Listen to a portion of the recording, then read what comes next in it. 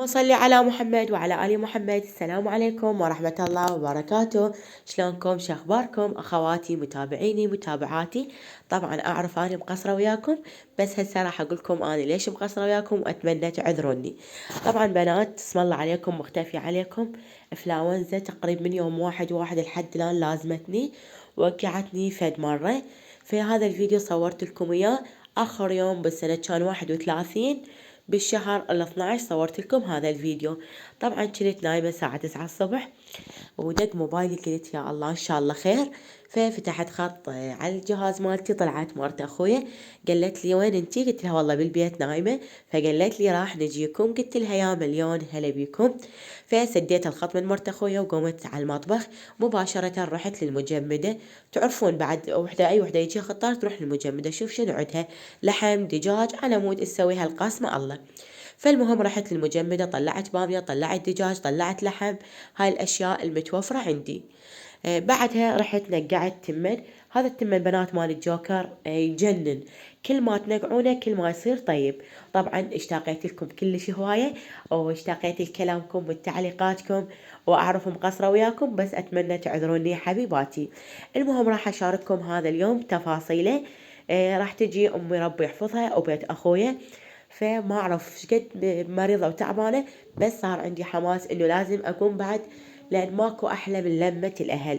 وتعرفون اني صار لي تقريبا 7 شهور الى 6 شهور ما رايحة لاهلي. من كنت حامل بشهر السابع رحت، وهسه عمر زوبة راح يصير 4 اشهر واني ما رايحة، لان اول شي عندنا مدارس، وثاني شي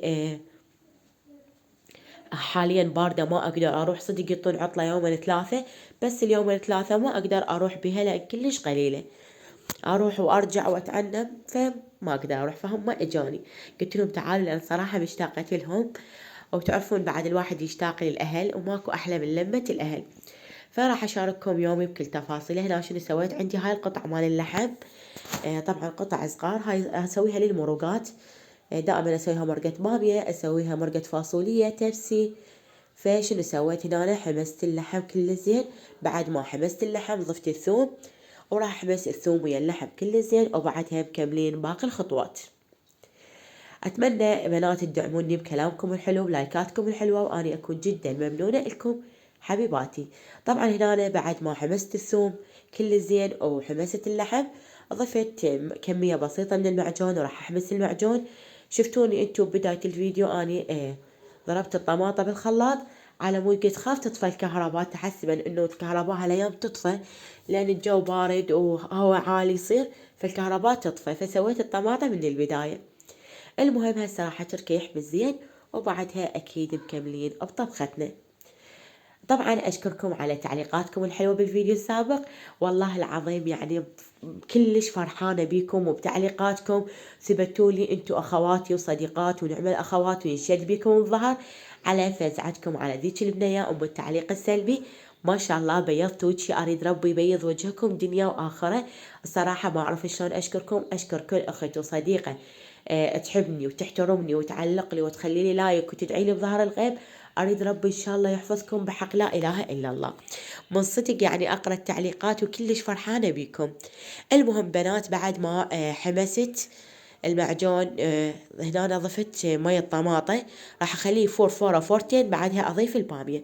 طبعا هنا خليت اللحم نص استوى، وخليت المي الطماطة يفور، بعدها يلا ضفت البامية على مود البامية لا تنمرد، لان هاي البامية مفرزة. هسه خلي البامية اضيف لها مي واخليها، واروح اسوي الدجاج. طبعا من كل شي صورت لكم مقتطفات شوية شوية، لان بعد الصراحة ما ادري حاطة جدر على الطباخ، اصور هذا الجدر لو اصور هذا الجدر. المهم هنا تقريبا الساعة بال10:30 بعد اني قمت اطبخ. هنا راح اسوي مرقة دجاج. هنا عندي الدجاج قطعته وغسلته كل زين، ضفت له نومي بصلة، ضفت ورق قار وبصل وفصين ثوم، واذا تحبون ضيفوا حبايتين هيل تطلع تشريبه فتشي. هسه راح احبس الدجاج بهاي الاشياء. بعد ما تنزل السوائل مالته نضيف التوابل. التوابل اللي اضيفها بهارات مرقة دجاج، واضيفن كركم، واضيفن بهارات مشكلة او بهارات السبعة، انتو حسب البهارات المتوفرة عندكم. واضيف قليل من الزيت، واضيفن ملح. بعد ما اضيف كل هاي الاشياء طبعا راح احمسهم كل زين. وبهاي الاثناء جاي اطبخ بالدجاج وطبوا اهلي علي. ليش تشوفون هسه راح اقطع التصوير وبعدين ارجع اكمل لكم التصوير. فطبوا اهلي علي بعد عفت كل شي، نصيت القدور وطلعت اتلقاهم. المهم بعدها هنا ضفت الحمص. هسه انتظر الحمص يفك لان الحمص مفرز عندي، وبعدها ارجع لكم حبيباتي. بعد ما الحمص بدأ هيك يتفتح، اخر شي قلت لكم هنا عفت القدور لان اجوا اهلي، بعدها كملت بدون تصوير. ضفت المي وخليت الدجاج يستوي تماما. شوفوا لي التشريبه، طبعا ما اسولف لكم على الطعم يخبل ومكانكم خالي، وكل وحده محرومه من اهلها يا رب. اللي مشملكم بحق محمد وآل محمد بأقرب وقت، واللي مشملي بهم وأني أروح لهم. الصراحة بعد أني أنتظر العطلة ما منها مجال. وهنا أنا راح أسوي التمن بازل، وهواي بنات يسألوني التمن البازل، التمن دائما يسوي بازل شنو نوعيته. طبعا أنا استخدم تمن الجوكر. الكيس يمكن أعتقد ب55 و60 ألف. التمن مالته بنات يجنن، شوفوا شلون نثري، ودائما أسويه بازل. فهسه بعد ما بزلت التمن راح أحمله الدهن، وبعدها نشوف شنو نسوي. طبعا كان بوقتها ما رايحين للسوق، فسويت كاستر. ما قبلوا انه زوجي يروح السوق يجيب خضرة يجيب هاي السوالف. قالوا لك الحين شنو موجود صبي وها هي. المهم فقدمت هاي الاشياء اللي قاسمها الله، وكلها نعمة وخير وبركة، وواحد ما يصير يتعافى على نعمة رب العالمين. وهم اهلي مو قربة، يعني خاف وحدة تجي وتقول سفرتك ما بيها طرشي ما بيها خضرة ما ادري شنو. احنا ما بيناتنا هاي السوالف، بس هي قلت لكم من باب انه هاي الاجواء كلش تصير حلوة، انا احب اصورها على مود تبقى ذكرى بالقناة. هنا أنا سويت الكاستر، وبعد ما كملت الكاستر تقريبا كل شي عندي كامل. هنا أنا الكاستر طبعا صورته هنا قبل لا اصبه لكم بالجدر. صبيت بهاي المواعين السفارية. هنا أنا الزيت خليته يحمى، البامية كملت عندي، كل شي هنا تقريبا كمل عندنا. فهسه راح نبدي نصب، وبعدها اراويكم شنو نسوي حبيباتي. وطبعا اشكر كل اخت وصديقة داعمة مشروعي وجاي تطلب من يمي، وهواي من المتابعات طلبوا من يمي وعجبتهم المنتجات. اقول لكم من هذا المنبر بالعافية عليكم حبيباتي. واهم شي عندي المصداقية، واهم شي انه احنا تكون بيناتنا الثقة. وانا الصراحة كلش اشكر البنات اللي طلبوا مني منتجات وعجبتهم، وطبعا ما اقدر اشكرهم وحدة وحدة بالموبايل، لذلك اشكرهم من اليوتيوب. المهم هسه حنقلي الدجاج، وبعد ما اقلي الدجاج بنت اخويا قامت تثرد. وطبعا هنا صبينا الاكل اني وبنت اخويا توتاية، فديتها ربي يحفظها ان شاء الله، وان شاء الله يا رب تجيب معدل عالي وتنجح السنة. طبعا هنا صبينا كملنا صب، ورحنا نفرش السفرة. وبعد ما راح نمد السفرة، طبعا ما صورت لكم السفرة لان الصراحة بعد التهيت بغير اشياء. بعدها نتغدى ونشرب شاي، وبعدها ارجع لكم واراويكم شنو نسوي. طبعا هنا أنا من وقت الغداء بعد قطعت التصوير. ليش؟ لان قالوا نتغدى ونروح ما راح نبقى، فتقريبا راحوا الساعة ب3. بعد انا ما صورت، قلت خلي اقعد شوية اسولف وياهم لان ما شايفتهم.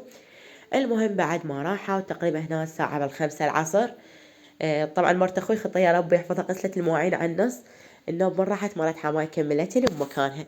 فاني قلت خلي امسح الكاونتر انظف الارضية، تعرفون بعد من يجي خطار ويصير صاب اكل وهاي يصير هاسه البيت. المهم بس كله فداهم البيت واهل البيت. اهم شي شفت امي، واهم شي شفت بيت اخويا وشفت اخويا. رب ان شاء الله يحفظهم ويطول باعمارهم ويحفظ ابويا. طبعا هالمرة ابوي ما اجى. المهم هسه كملت تنظيف. قلت لكم هاي المواعين غسلتها نص مرت حماي غسلتها، ونص غسلتها مرت اخويا. وهاي بواقي الاكل همين راح ارتبنه وعزله. راح انظف الارضيه مالت المطبخ. الصراحه بالرقم جمعتها باللمامه، بس يحتاج لها غسل الفرشه مال المطبخ. ان شاء الله من اغسلها هم اشارككم الفيديو. هسه راح نكمل كل شي، وبعدها ارجع لكم واراويكم شنو نسوي بهذا الفيديو.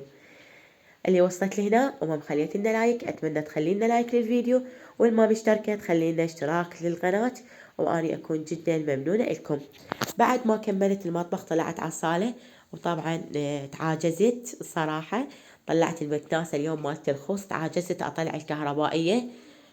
او همزين ما طلعت الكهربائية لان شوية طفت الكهرباء. المهم كنست بهاي المكناسة مال الخوص. هسه حكمل كنس البيت وبعدها اراويكم شنو نسوي حبيباتي.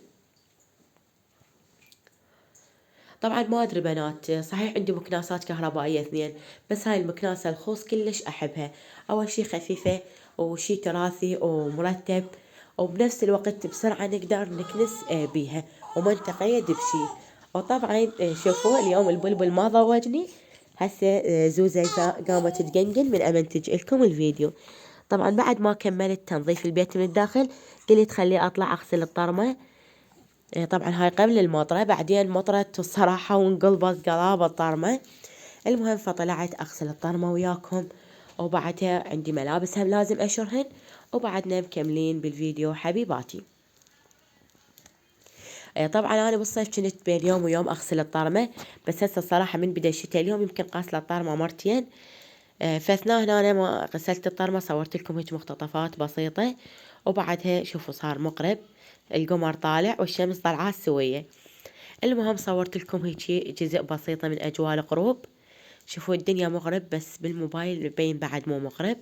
المهم هنا صورت لكم هيجي أجواء ومقتطفات بسيطة. بعدها طبعا شريت الملابس، وهمين هيك صورت لكم جزء بسيط. ان شاء الله عجبكم هذا الفيديو، ان شاء الله استمتعتوا بي، ان شاء الله قضيتوا اوقات حلوة برفقتي حبيباتي. طبعا هنا أنا بعد ما شريت الملابس فاتحة الفلاش لان الصراحة الجو يعني بدأ يصير غروب، فبالموبايل ما يبين.